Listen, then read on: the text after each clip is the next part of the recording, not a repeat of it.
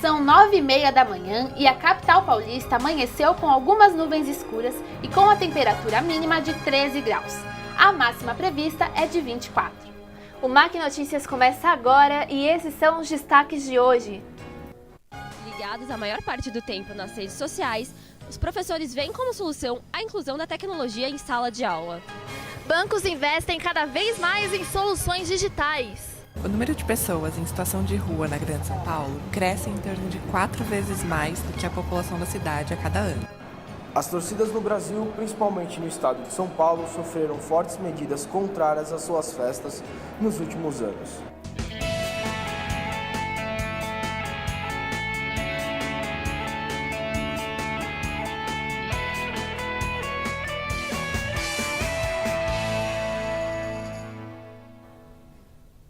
As eleições de outubro não são preocupação só para os candidatos. A população espera por mudanças no cenário político atual e, por essa razão, novos movimentos estão surgindo como opção. Estamos ao vivo com a repórter Beatriz Tanabe, que tem as informações. Bom dia, Beatriz! Pois é, Louise. Bom dia para você, bom dia a todos que estão acompanhando ao MAC Notícias. E é isso mesmo. Tudo indica que os brasileiros terão mais opções quando forem às urnas nas eleições de outubro. Isso porque tem gente nova buscando espaço no cenário político atual. São os movimentos de renovação que prometem trazer mudanças significativas para o país. Grupos como a RAPS, Renova BR e Brasil 21 devem lançar pelo menos 500 aliados para se filiarem a partidos. E as expectativas são positivas para eles. Vamos aguardar. Beatriz Tanabe para o MAC Notícias. Com o surgimento de políticos que defendem medidas de extrema, alguns eleitores assumem posições cada vez mais polarizadas. Veja a reportagem de Emily Neri. O Brasil hoje vive uma crise política e econômica sem precedentes, gerando inseguranças e incertezas por parte da população. Inúmeras denúncias, prisões, impeachment, delações e um cenário em que o brasileiro não confia mais em quem vota. Segundo o Datafolha, pela primeira vez o número de brancos e nulos atinge o percentual mais alto, 21%. Com isso, grupos políticos de extremo, tanto de direita quanto de esquerda, ganham eleitores com seus discursos recheados de ódio, preconceito e desinformação. Para falar mais sobre essa crise, vamos conversar com o sociólogo Rodrigo Prando. A política, ela é um espaço de discussão e de debate. Quando você tem posturas extremas, seja a direita ou a esquerda, você acaba acreditando que a sua visão de mundo, a sua ideologia política, ela é não só a melhor, como no fundo acaba por acreditar que deva se eliminar aquele que é um adversário. E pior ainda, você considera não como um adversário, mas efetivamente como um inimigo. E isso, obviamente, inimigo está no campo da guerra, muito distante do campo da política. Quando você se afasta do diálogo, do entendimento de que a política é uma arte da negociação em prol do coletivo, da sociedade, quando você vai para o extremo e não quer dialogar, no fundo você quer, na verdade, fazer prevalecer, muitas vezes com a força, os seus pontos de vista, a sua ideologia, isso é maléfico para a própria condução da sociedade. As redes sociais, a internet, no fundo, elas não são criadoras de intolerância, mas elas amplificam e, sobretudo, tem uma questão. Quando você discute com alguém face a face, você consegue perceber os trejeitos daquela pessoa, se ela está gostando ou não, se ela está sendo irônica ou se ela está sendo literal. Com as redes sociais, muitas vezes no anonimato, sem a relação social ou interpessoal face a face, você acaba propagando um ódio que estava guardado de uma maneira muito mais evidente. E obviamente que hoje qualquer colocação pode ser feito um print, você acaba espalhando aquilo e toma uma proporção que você nem imaginava. Isso para o bem, mas infelizmente também para as atitudes que são ruins, maléficas, como a intolerância, o ódio, perseguição às minorias, né? É uma violência simbólica que está ali, mas não está só ali. Ali ela é amplificada, ela está, na verdade, no cotidiano de muitas pessoas que são violentas dentro de casa, na relação de sala de aula com seus alunos, dentro das empresas, porque no fundo a gente tem que tomar cuidado, porque às vezes todos têm dentro de si um pequeno tirano. Desde meados de 2013, com as manifestações contrárias ao aumento das tarifas de ônibus e metrô em São Paulo, a política passou a ser um assunto levado muito mais a sério por boa parte da população, inclusive por parcelas mais jovens. De início era e ainda é algo bom, porém passou a ser algo desunido e focado apenas em interesses pessoais, favorecendo ideologias e repressões a ideias que sejam diferentes. Esse tipo de comportamento ocorre dos dois lados da moeda. A direita e a esquerda deixaram de pregar apenas as suas ideias próprias de benefícios para a sociedade e passaram a dedicar parte de seu tempo a dirigir insultos um ao outro, incentivando cada vez mais a violência e a intolerância, tanto dentro do ambiente digital quanto em manifestações que ocorrem em todo o país. A polarização no Brasil está em um nível onde a população chega a ter medo de abordar o tema política em uma roda de amigos, com medo do que os demais vão pensar, com medo de serem hostilizados ou algo semelhante. O assunto é extremamente importante. É ótimo que a preocupação com ele tenha aumentado significativamente nos últimos anos, mas a vida humana e a liberdade de expressão ainda devem vir em primeiro lugar. Os pré-candidatos à presidência têm de superar alguns desafios até a campanha que vai começar em julho deste ano. A repórter Laiane Bittencourt traz mais informações. Bom dia, Laiane! Bom dia a todos que estão participando do MAC Notícias. Com tantos casos de corrupção, a Lei Ficha Limpa impede que candidatos condenados participem das eleições à presidência de 2018. Com isso, o PT pede liminar para suspender a lei e garantir a participação de Lula às eleições. Dessa forma, sem o ex-presidente, o partido estaria enfraquecido diante ao cenário político, enquanto outros candidatos ganhariam força, como é o caso de Jair Bolsonaro, do PSL, e Ciro Gomes, do PDT. A situação pode mudar até outubro e a qualquer novidade voltaremos com mais informações. Laiane Bittencourt para o MAC Notícias. Você dorme bem à noite? A qualidade do sono é essencial para uma boa saúde. Quem tem dificuldade para dormir, dorme pouco ou acorda várias vezes durante a noite, precisa investigar os motivos, porque falta de sono pode causar doenças como obesidade e diabetes. Para saber um pouco mais sobre o tema, vamos acompanhar a reportagem de Carolina Torelli. Uma boa noite de sono parece ser um sonho cada vez mais distante da população. Segundo a estimativa da Associação Brasileira de Sono, cerca de 73 milhões de brasileiros não conseguem dormir ou possuem má qualidade de sono. As causas vão desde má alimentação, falta de atividade física, preocupações e problemas pessoais, até o uso da tecnologia antes de dormir. Tudo isso ocasiona o aumento do estresse, que leva à liberação de cortisol, mantendo o estado de alerta constante. Você tem algum problema para dormir?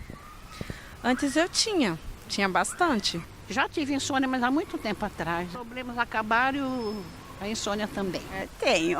Eu tenho muito medo assim, de não adormecer ou de ficar com insônia, então acho que isso acaba criando uma ansiedade. Depois que comecei a fazer caminhada, melhorar a alimentação também, melhorou. Hoje é 100% o sono. Cerca de 45% da população mundial sofre com distúrbios do sono. Isso apontam dados da ONU. Entre os brasileiros, o primeiro motivo para as noites mal dormidas é a insônia, seguido da apneia do sono. A apneia consiste em pequenas paradas respiratórias durante o sono, muitas vezes acompanhadas de ronco intenso. 1 a cada 3 brasileiros sofrem desse mal. Para falar mais sobre esses distúrbios, conversamos com o psicólogo Gabriel Maxwell. Ele esclareceu um pouco de nossas dúvidas.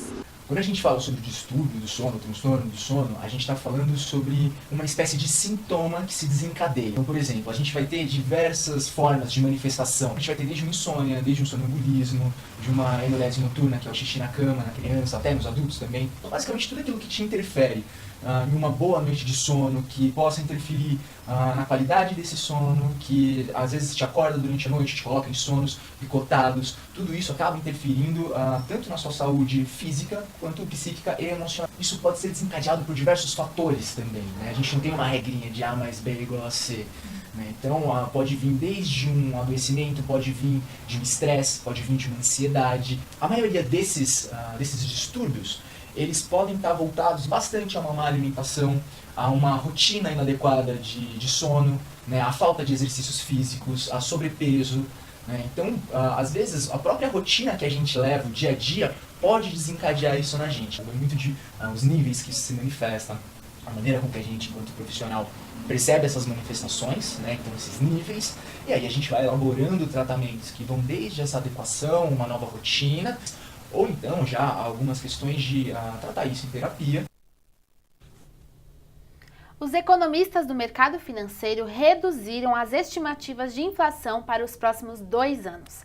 Apesar disso, baixaram fortemente a previsão de crescimento do nosso PIB em 2018.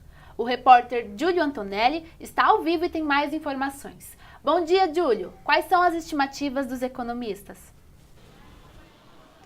Bom dia a todos, bom dia aos telespectadores. Agora vamos falar um pouco sobre economia. Na última segunda-feira, o Banco Central realizou pesquisa com mais de 100 instituições financeiras e divulgou resultados sobre a inflação de 2018. Ela teve um leve recuo de 3,49 para 3,45 nesse ano e a taxa, a meta, que é fixada pelo Conselho Nacional Monetário, é de 4,5 para a inflação desse ano. Temos aí uma pequena baixa, né, nos números deste ano e claro que está abaixo da meta fixada. A expectativa para 2019 é que a inflação se mantenha em 4% e também tivemos uma queda no PIB nesse último estudo feito. O PIB caiu de 2,7 para 2,51, que é a segunda queda seguida no mês. Em 2017 nós tivemos um número negativo no PIB, ele ficou menos 3,5%. Em 2017, depois de 2 anos caindo, ele cresceu de novo com uma alta de 1%. Essas são as informações sobre inflação e economia do Brasil. Voltamos, Júlio Antonelli, para o MAC Notícias. Na era da tecnologia, instituições de educação buscam meios de ensinar os alunos de forma mais didática. A inclusão de iPad e computadores nas salas de aula tem ajudado o aprendizado dos estudantes. A reportagem é de Olivia Moderno. Uma geração que nasceu conectada. É assim que muitos teóricos se referem à geração Z, formada por crianças e jovens nascidos a partir dos anos 2000. Ligados a maior parte do tempo nas redes sociais, os professores veem como solução a inclusão da tecnologia em sala de aula. A partir disso é que a gente pensou em trazer para a escola também uma tecnologia que fizesse sentido, que fosse adequada aos alunos e às necessidades do século XXI. Não é só a tecnologia, mas é a metodologia que se modifica, né? Porque a sala de aula deixa de ser as carteiras enfileiradas, o professor lá na frente. Quando o aluno está com um dispositivo como esse, as informações estão nas mãos deles, né? O professor tem que saber fazer a mediação para que o aluno possa fazer a construção do seu conhecimento. Uma pesquisa do Centro de Estudos sobre as Tecnologias da Informação e da Comunicação avaliou que 52% das instituições de educação básica usam celular em atividades escolares. Não trabalhamos com computadores fixos, nós estamos trabalhando com iPads, porque os iPads proporcionam mobilidade. A sala de aula pode ser em qualquer lugar. Hoje não existe mais a necessidade de você ir para um lugar específico para ter acesso à internet. A internet está nas nossas mãos, nos nossos smartphones, e dessa forma está com os nossos estudantes também. Eles são nativos digitais, então eu não preciso conectar alguma coisa para que eu tenha acesso a todas as informações.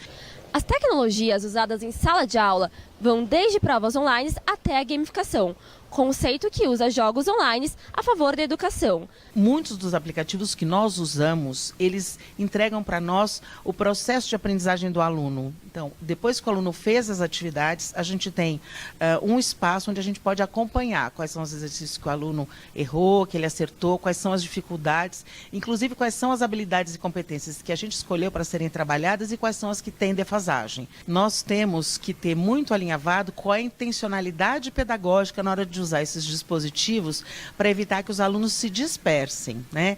Então, quando o professor entra para trabalhar com essa tecnologia, ele tem um planejamento feito e os alunos, naquele tempo, têm que produzir o que foi proposto pelo professor.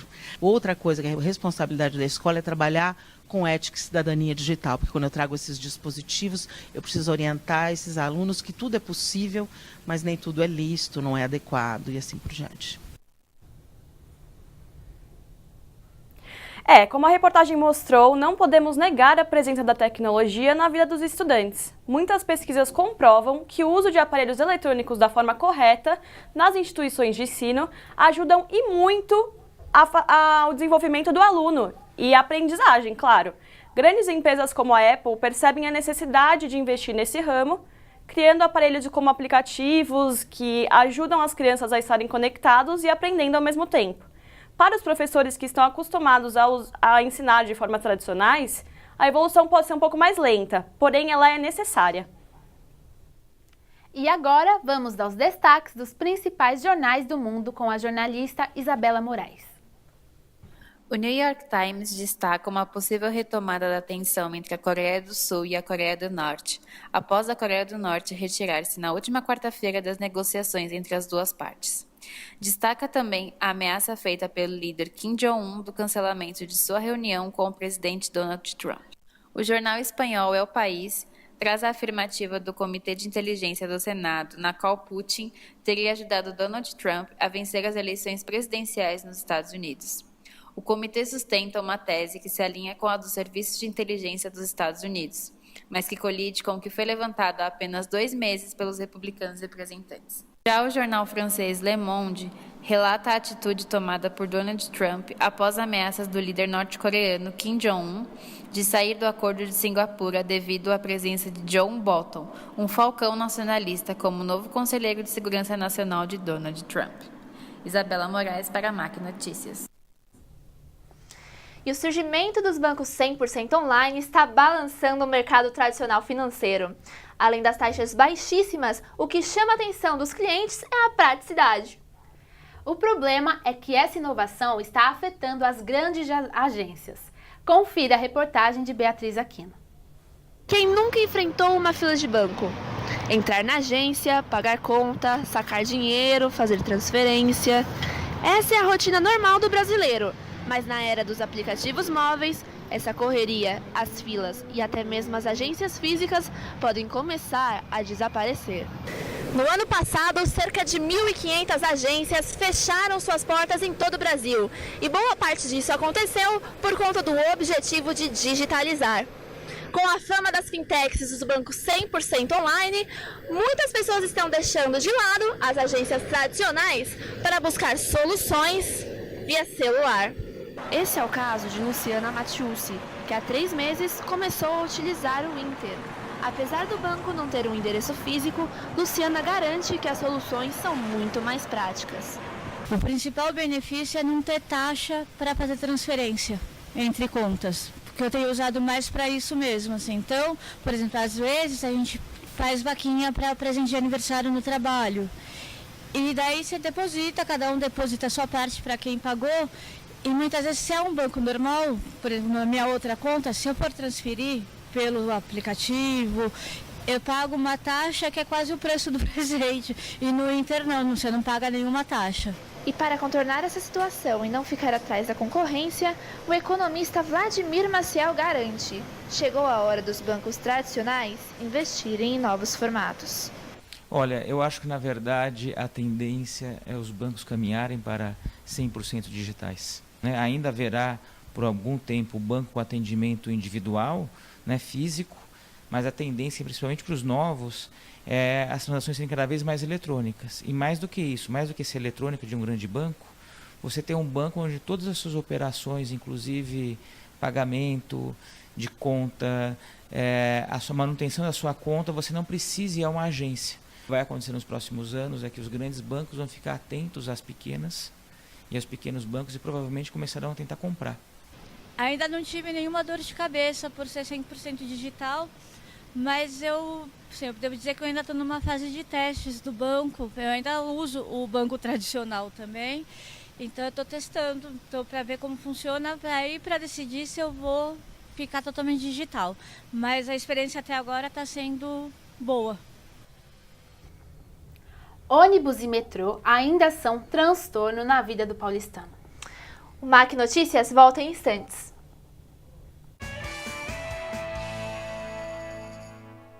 Surgiu a aspirina? Da casca de uma planta. Isso mesmo, a aspirina é produzida a partir da casca do salgueiro. E não é só aspirina não, muitos remédios têm ingredientes da natureza. Outros são criados a partir de pesquisas de moléculas e do uso calculado de substâncias químicas. Pois é, para fazer um remédio é preciso muita pesquisa e um profundo conhecimento científico. Um trabalho complexo e fascinante. Um conhecimento que você aprende no curso de farmácia. Nele você tem aulas de anatomia, genética, imunologia, biologia molecular, entre outras. Você aprende a usar a ciência para garantir saúde e qualidade de vida às pessoas. Mackenzie, há 140 anos formando gente que vai mudar o mundo. Um velho problema insiste em perturbar a vida dos paulistanos: a lotação do metrô. A repórter Beatriz Tanabe acompanhou a situação das linhas azul, amarela e verde e traz mais informações. O metrô de São Paulo é um dos mais lotados do mundo. Todos os dias, ele transporta mais de 4 milhões de pessoas entre as 6 linhas em operação. Nos horários de pico, os usuários enfrentam carros superlotados, vagões sem ventilação e muitas filas nas plataformas de embarque. Tanto para ir ao trabalho quanto retornar para casa, o paulistano precisa de muita paciência com o transporte que deveria facilitar sua vida e garantir direitos básicos, como conforto e segurança para quem paga e paga caro por esse serviço. O trânsito da cidade causa desconforto para a maioria dos paulistanos. Isso se agrava ainda mais com o comportamento inadequado de alguns motoristas. A repórter Laiane Bittencourt acompanhou a situação do trânsito e traz mais detalhes. Na capital de São Paulo, circulam mais de 8 milhões de automóveis diariamente. Com essa grande demanda, seja de dia ou de noite, o trânsito se torna mais intenso, prejudicando a vida de muitos paulistanos. Assim, muitos motoristas acabam não respeitando a sinalização e as faixas de trânsito. Este aqui, por exemplo, não perdeu tempo e acabou invadindo a faixa proibida. Alguns motociclistas foram pelo mesmo caminho. Qualquer empecilho pode atrapalhar o fluxo dos automóveis. É preciso ter paciência, afinal, o dia do paulistano não é nada fácil. As novas regras de trânsito que entraram em vigor esse ano incluem punições mais duras para os motoristas alcoolizados. A repórter Gabriela Raineri está ao vivo e tem mais informações. Bom dia, Gabriela. Quais são as punições? Bom dia a todos que estão acompanhando o MAC Notícias. A lei seca está mais rígida desde abril e amplia as penas para o motorista que dirigir sob o efeito de álcool e outras drogas. Em blitz ou acidente, caso seja flagrado com menos que 0,3 mg de álcool por litro de ar soprado, o motorista acumulará 7 pontos na carteira e terá sua habilitação suspensa por 1 ano, pagará uma multa de R$ 2.934 e terá o seu carro retido. Caso seja flagrado com mais que 0,3 mg de álcool por litro de ar soprado, o motorista acumulará 7 pontos na carteira, terá sua habilitação suspensa, terá seu carro retido, pagará uma multa de R$ 2.934, levará uma pena de 6 meses a 3 anos de prisão e, dependendo da gravura da situação, poderá até ser proibido de obter o direito de dirigir novamente. Gabriela Raineri para o MAC Notícias. Diariamente, milhares de trabalhadores percorrem a cidade de ônibus em condições precárias, demorando horas para chegar aos destinos. A repórter Vitória Rezende flagrou a situação e mostra mais informações sobre o assunto. Falta de linhas, pouca frequência de ônibus, veículos antigos e mal cuidados. Independente de qual seja a razão, o final da história sempre é o mesmo. Ônibus lotados, passageiros em pé e muitas vezes sem conseguir entrar ou sair dos transportes coletivos. Em São Paulo, são um total de 1.336 linhas que não parecem ser suficientes para as mais de 200 milhões de pessoas que utilizam mensalmente o transporte público.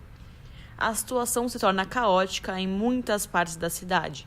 Os pontos estão sempre lotados e parece uma luta conseguir chegar em casa. Os acidentes de trânsito envolvendo pedestres sempre foram recorrentes e, mesmo com o esforço do governo, não é possível perceber grande melhora nos últimos anos. Mesmo com a aplicação, no início de 2018, da lei que permite a punição de pedestres e ciclistas que circulam fora das áreas permitidas para eles, os pedestres ainda lideram o ranking de vítimas do trânsito. De acordo com dados do Movimento Paulista de Segurança no Trânsito, os pedestres correspondem a 28,3% das vítimas. Em 2017, apenas 395 pedestres morreram em acidentes nas ruas da capital paulista. E a culpa não é só dos motoristas. O desrespeito às faixas e ao semáforo são os maiores causadores de acidentes envolvendo os pedestres e os ciclistas. A queda do desemprego foi puxada pelo crescimento do trabalho informal.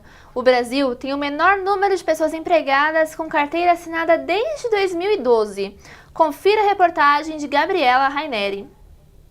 O número de pessoas que trabalham por conta própria ou em vagas sem carteira assinada superou o daqueles que têm um emprego formal pela primeira vez em 2017. Segundo dados do IBGE, o ano terminou com 34,31 milhões de pessoas trabalhando por conta própria ou sem carteira, contra 33,321 ocupados em vagas formais. Os fatores que levaram a este fato se dão pelo crescimento da carga tributária, ou seja, impostos, taxas, contribuições sociais, desemprego e inflação. Os trabalhadores ambulantes entram no mercado sem garantias trabalhistas e ainda não há indícios de recuperação dos empregos com CLT. Não é de hoje que a situação das calçadas e vias públicas da capital paulista são precárias. O caso é motivo de preocupação por entre os moradores do bairro da Vila Mariana, zona sul da capital. A repórter Isabela Moraes foi às ruas para mostrar essas situações. A situação das calçadas e vias públicas na capital paulista é de total descaso. Moradores do bairro da Vila Mariana, na Grande São Paulo, sofrem todos os dias com buracos, desníveis, rachaduras, entre outros problemas que impedem uma caminhada tranquila, fácil e segura, dificultando ainda mais a passagem para deficientes visuais e cadeirantes. Apesar da quantidade de reclamações e pedidos de recapeamento por parte dos moradores, a subprefeitura da região segue sem maiores esclarecimentos e nenhuma providência sobre o caso foi tomada. Isabela Moraes, para o MAC Notícias. O descaso e a falta de manutenção das praças de São Paulo é um problema já bem conhecido do cidadão paulistano, mas que insiste em permanecer em alta a cada gestão. A capital paulista possui aproximadamente 5 mil praças espalhadas em seu território, sendo a grande maioria administrada pela prefeitura. Nota-se um perfeito descaso com aquelas que se localizam em regiões mais pobres da cidade, enquanto as que se encontram em bom estado são quase sempre mantidas por moradores das respectivas regiões, sobretudo nobres, da capital.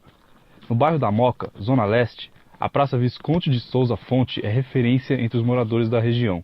O jardim e a ampla calçada chamam a atenção de quem passa por aqui. No entanto, o custo para manter a conservação é alto, o que leva os moradores a frequentemente revisarem as prioridades de custo de algo que deveria ser feito pela prefeitura da cidade. Está na hora de falar sobre campanhas de vacinação contra a gripe. Com o inverno cada vez mais próximo, o vírus se propaga facilmente e a prevenção é essencial. A repórter Dominique Santana tem mais informações. Bom dia, Dominique! Bom dia, Luiz, e bom dia, Beatriz. Com a chegada dos dias mais frios, o vírus causador da gripe começa a circular com mais intensidade. Em 2018, além do H1N1, também conhecido como gripe suína, já foram registrados casos do H3N2, variedade que causou epidemia nos Estados Unidos e infectou mais de 47 mil pessoas. De acordo com o Ministério da Saúde, aproximadamente 13 estados brasileiros já registraram essa influenza H3N2. Mas a composição da vacina da campanha deste ano já possui esse subtipo. A campanha da vacinação na rede pública começou no dia 23 de abril e será distribuída para crianças, idosos, gestantes, professores, povos indígenas e portadores de doenças crônicas. Na rede privada, a versão quadrivalente da vacina pode ser adquirida por qualquer um. De Dominique Santana para a MAC Notícias. É perceptível o aumento de pessoas em situação de rua em São Paulo. A repórter Letícia Garcia nos mostra a realidade atual das grandes avenidas da cidade. O número de pessoas em situação de rua na Grande São Paulo cresce em torno de 4 vezes mais do que a população da cidade a cada ano. Os motivos variam entre uso de drogas, lícitas e ilícitas, perda de emprego e conflitos familiares, em sua maioria. Apesar da existência de albergues, grande parte dos moradores de rua desgosta dos ambientes, devido à quantidade e à rigidez das regras, como horário de entrada e saída e quartos separados por gênero. A maior concentração de população em situação de rua é na região central de São Paulo. Alguns monumentos históricos da cidade de São Paulo estão deteriorados. Veja o flagrante da jornalista Flávia Pérez. Em São Paulo está o monumento do Índio Pescador. Ele era uma fonte antigamente, mas hoje se encontra completamente abandonado, em maus cuidados e se transformou na casa dos moradores de rua. Na frente do Parque Trianon, na Avenida Paulista, está a estátua em homenagem ao bandeirante Bartolomeu Bueno da Silva. Ela não está quebrada ou deteriorada, porém se encontra muito suja, encardida, sem a fiscalização da Prefeitura de São Paulo e ainda está pichada em um dos seus lados. No bairro da Aclimação, o descóbulo está totalmente degradado e abandonado, na Praça Oswaldo Cruz. E veja no próximo bloco, o Festival Tradicional de Waffles chega a São Paulo. O skate vai ser modalidade olímpica em 2020. Voltamos em instantes.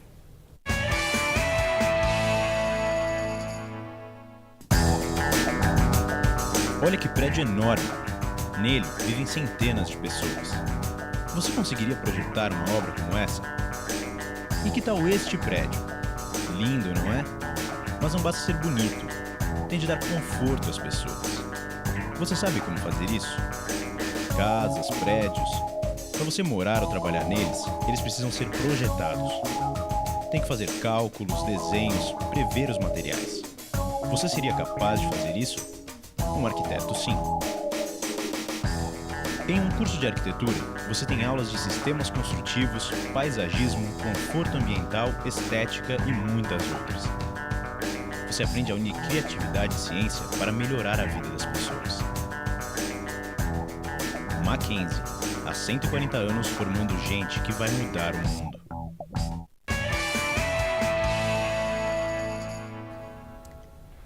Centenas de animais são abandonados nas ruas das cidades de São Paulo todos os dias. As consequências não são apenas para eles, mas também para a saúde pública. O flagrante é da repórter Dominique Santana. Mais de 2 milhões de animais estão abandonados na rua hoje na capital. A situação em que eles vivem é preocupante, a maioria tem históricos de maus tratos e doenças. Existem diversas clínicas veterinárias na cidade especializadas nesse cenário, que os recolhem, dão tratamento adequado e fazem campanhas de adoção para que cada um ache seu lar. Esse quadro, em geral, é uma questão de saúde pública, uma vez que estão vulneráveis a contrair e propagar doenças sem controle e vacinação em dia.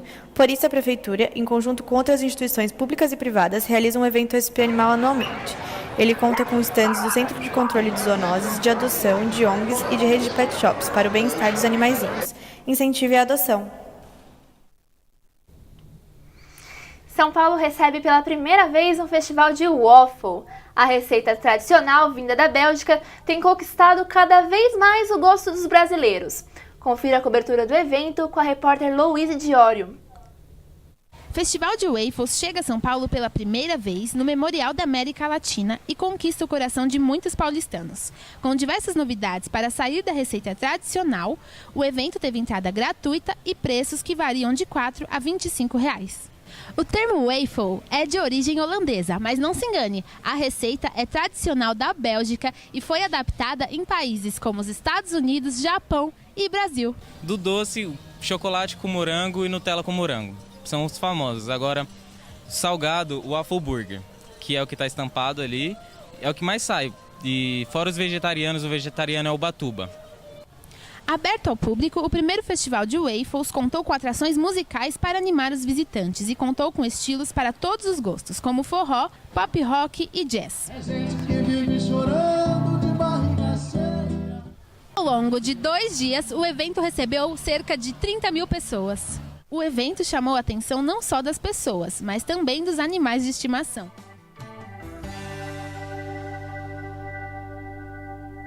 E a correria no dia a dia dos cidadãos paulistanos incentiva cada vez mais o que chamamos de comida de rua. Entenda como isso muda a rotina da cidade com a repórter Maria Clara Galiano. A alimentação nos tempos de hoje nem sempre é prioridade na vida dos que vivem em São Paulo. As chamadas comidas de rua facilitam bastante quem não para durante o dia, com refeições rápidas e muitas vezes nada nutritivas. Barracas ao lado de metrôs, food trucks e vendedores ambulantes se espalham pela cidade e mudam o cenário gastronômico de São Paulo. Esse universo de comidas rápidas que são encontradas nas ruas se tornou ainda mais inclusivo e abrangente desde a sanção do ex-prefeito Fernando Haddad, em 2013, que libera a comercialização de alimentos por veículos próprios para isso.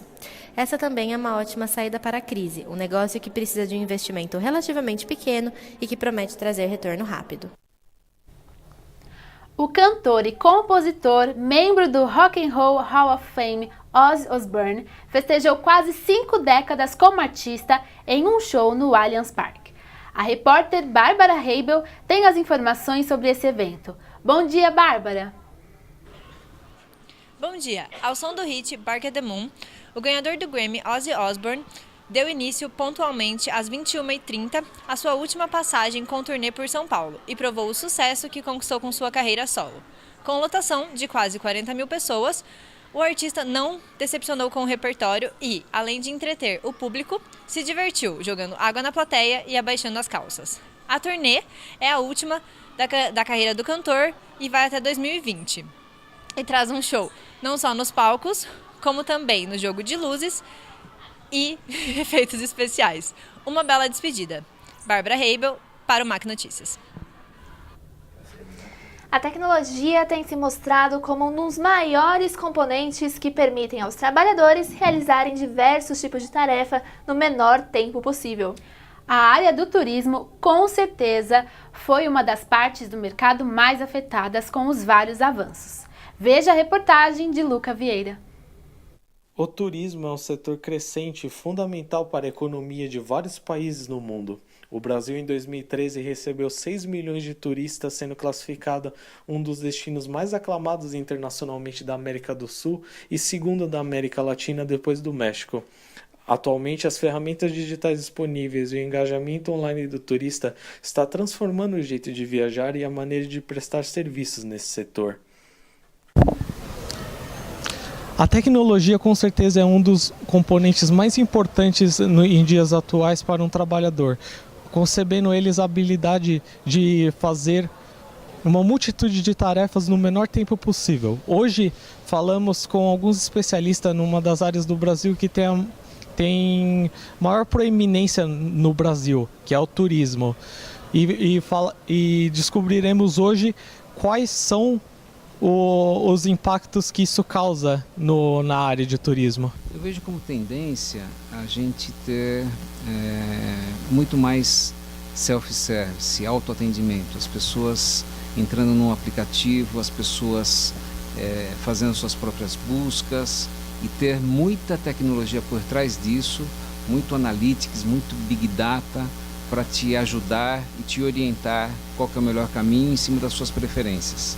Então, a gente deve ter, do ponto de vista de tecnologia, mecanismos que começam a entender qual que é o seu perfil e esses mesmos mecanismos, auxiliados por inteligência artificial e análise de comportamento, eles começam a te indicar qual que é o melhor caminho que vai te satisfazer mais num tipo de uma reserva, de alguma atração ou de algum roteiro turístico.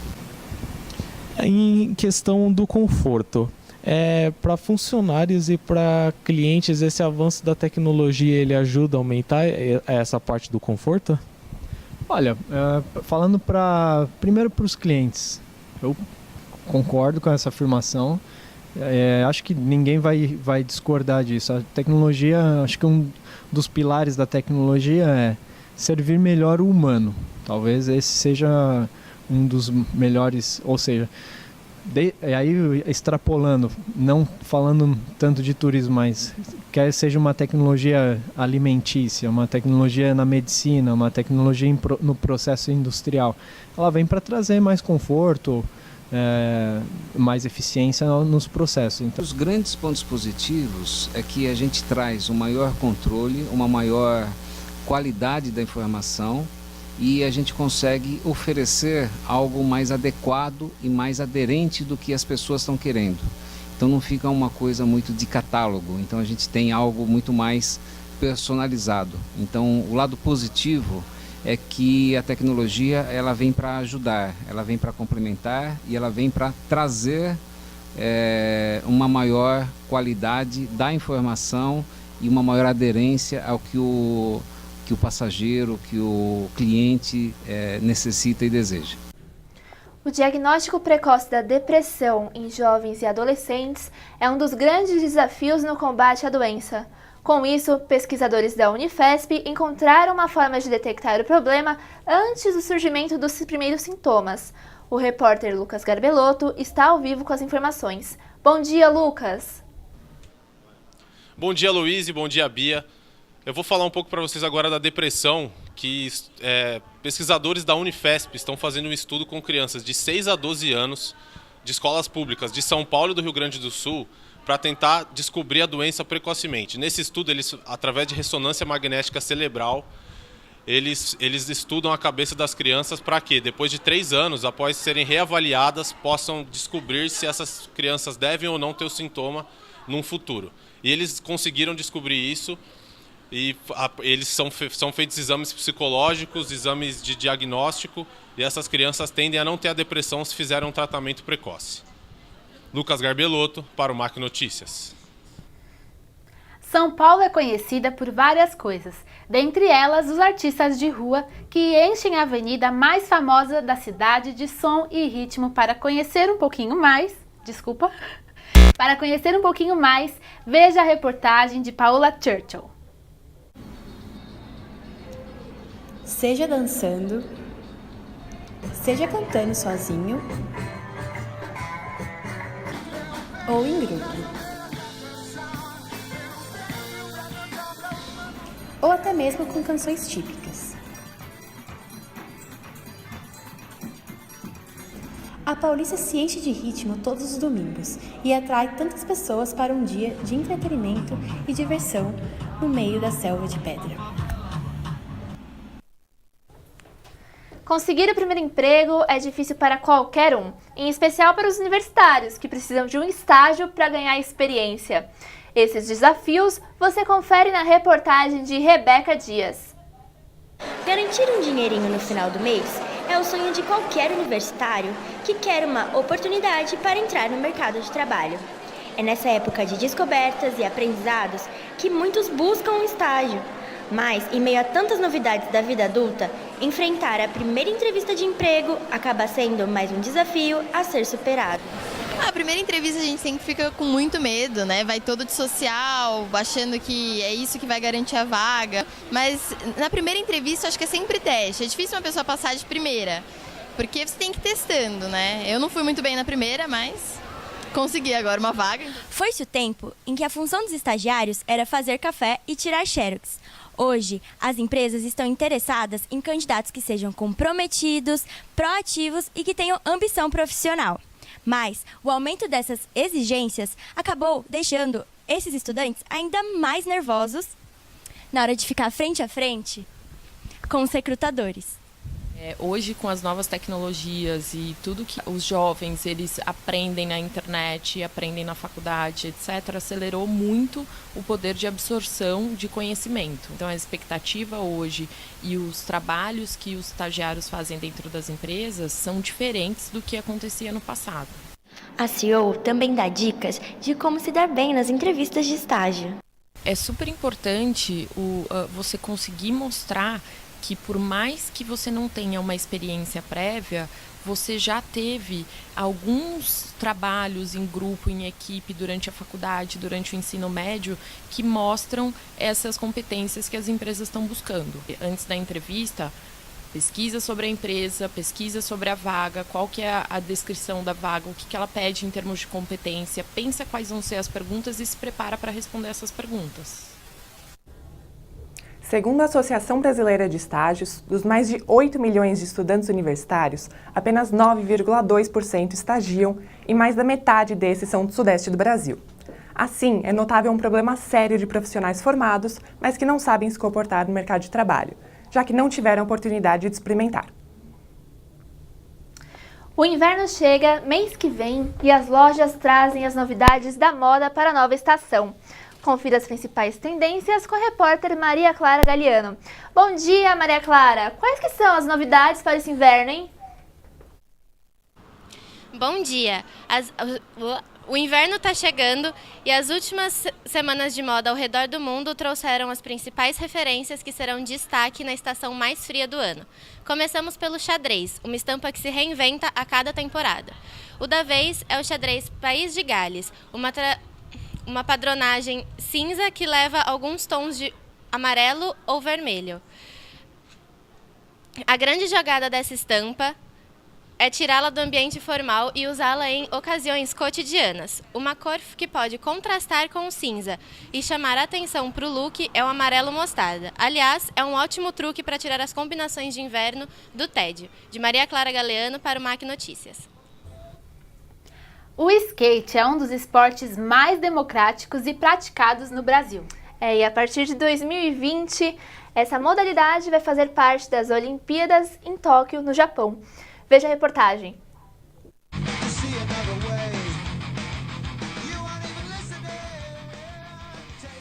O skate é um dos esportes mais radicais praticados no mundo e não envolve apenas o esporte, mas também todo um estilo de vida por aqueles que fazem parte da modalidade.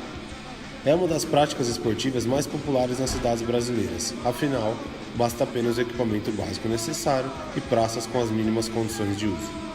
Apesar de todo o preconceito por trás da modalidade, em 2020 o skate fará parte das Olimpíadas de Tóquio, superando e comprovando que, apesar do preconceito com os atletas, seus adeptos só crescem ao redor do planeta. Países como Brasil e Estados Unidos, por serem polos da atividade no mundo, terão 24 atletas nos Jogos, sendo 12 para cada país. No total, 80 esportistas competirão nas Olimpíadas.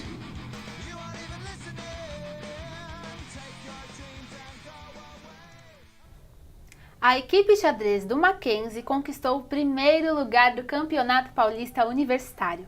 A repórter Paola Churchill tem as informações. Bom dia, Paola! Como foi essa conquista? Bom dia, Luiz, e bom dia, Bia. Os ganhadores do ouro foram Alexandre Kassab, Diogo Ramos, Gabriel Lukenchuk e Júlia Arboredo. O torneio realizado pela Federação Universitária Paulista de Esportes, a FUP, é o único evento legalmente conhecido pela Confederação. O capitão do time, Gabriel Lukenchuk, afirma que apesar do nervosismo da hora, todos estão muito satisfeitos com os resultados e aguardam as finais que ocorrerão dia 19 de agosto para jogar o mais puro xadrez. É a chance do Mackenzie trazer de novo o ouro para casa. Paola Churchill para o MAC Notícias. As torcidas organizadas ficaram manchadas por participarem e organizarem brigas dentro e fora dos estádios. Apesar dos problemas, elas são as grandes responsáveis pela festa dentro dos estádios. Confira mais na matéria de Giulio Antonelli. As torcidas no Brasil, principalmente no estado de São Paulo, sofreram fortes medidas contrárias às suas festas nos últimos anos. Com a chegada das novas arenas, o preço dos ingressos aumentou de maneira absurda e a ausência de um setor popular atinge as classes mais pobres. A proibição de sinalizadores e bandeiras de mastros dificulta ainda mais a construir uma atmosfera para os jogadores. E essa dificuldade aumenta quando os setores dos estádios são completamente tomados por torcedores que não estão lá para incentivar.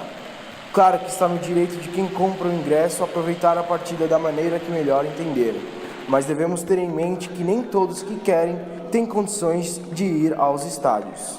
A festa muitas vezes fica do lado de fora e os jogadores sentem a atmosfera antes da partida. O esporte profissional está muito presente na mídia e na vida das pessoas, mas ele também tem papel muito importante para as crianças. Veja na reportagem de Demetrios Kyriopoulos. As atividades físicas estão muito presentes na vida da população e podem ser praticadas por pessoas de diversas idades, seja como hobby ou profissionalmente. O futebol é o esporte mais praticado no Brasil. Aproximadamente 30 milhões de pessoas o exercem. Não é à toa que nós somos conhecidos como o país do futebol. Podemos dizer que já é muito mais que esporte, virou parte da nossa cultura. A prática de exercícios físicos traz muitos benefícios, ainda mais quando praticado desde a infância. É de suma importância a criança começar desde cedo numa escolinha de esportes. Seja ela de futebol, de vôlei, de basquete, tanto para o desenvolvimento motor da criança, quanto para a personalidade e para o seu caráter, futuramente, porque A criança iniciando desde cedo no esporte, com certeza quando ela for adquirindo a maioridade, ela vai ver diferente essas partes de drogas, bebidas. Então, quando a criança começa desde cedo no esporte e segue através do esporte sua vida, entendeu? Com certeza ela vai ter um futuro brilhante lá na frente. Para muitas pessoas, a pouca idade pode ser muito difícil para se trabalhar, mas para Alexandre isso não é verdade. Nós professores trabalhamos com todas as idades na escolinha, né? Como na escolinha de futebol, crianças de 5 a 17 anos. Por incrível que pareça, a idade mais difícil de se trabalhar são os meninos de 16, 17 anos. Por conta até do interesse, né, e do sonho que às vezes que eles tinham quando criança, de querer ser jogador de futebol, viram que a realidade é completamente diferente, né? E por conta também dos estudos, que muitos que já não querem mais ser jogador de futebol já começam a se direcionar para suas áreas, né? De faculdade, de cursinho, e até para lidar com eles, né? Por conta que você tem que ser principalmente amigo deles, porque eles acabam às vezes dentro do jogo até te enfrentando. Então você tendo eles como amigo, com certeza o respeito será muito maior. E a idade mais prazerosa é a idade dos 5, 6, 7 anos, é a idade que eles estão começando a desenvolver, que eles estão começando a aprender, que eles olham você como se você fosse um ídolo deles, né? Então tudo que você faz, você fala, eles fazem, né? Com o maior prazer, com alegria, e ainda te tratam como se você fosse uma pessoa muito importante, né? E você é um professor, você é importante, mas a criança te vê de uma outra forma, a criança te vê como ídolo. Então isso para nós professores é uma coisa muito valiosa. O MAC Notícias fica por aqui. E esses foram os destaques de hoje. A maior parte do tempo nas redes sociais, os professores veem como solução a inclusão da tecnologia em sala de aula. Bancos investem cada vez mais em soluções digitais. O número de pessoas em situação de rua na Grande São Paulo cresce em torno de 4 vezes mais do que a população da cidade a cada ano. As torcidas no Brasil, principalmente no estado de São Paulo, sofreram fortes medidas contrárias às suas festas nos últimos anos. Bom dia e até a próxima edição. Bom dia!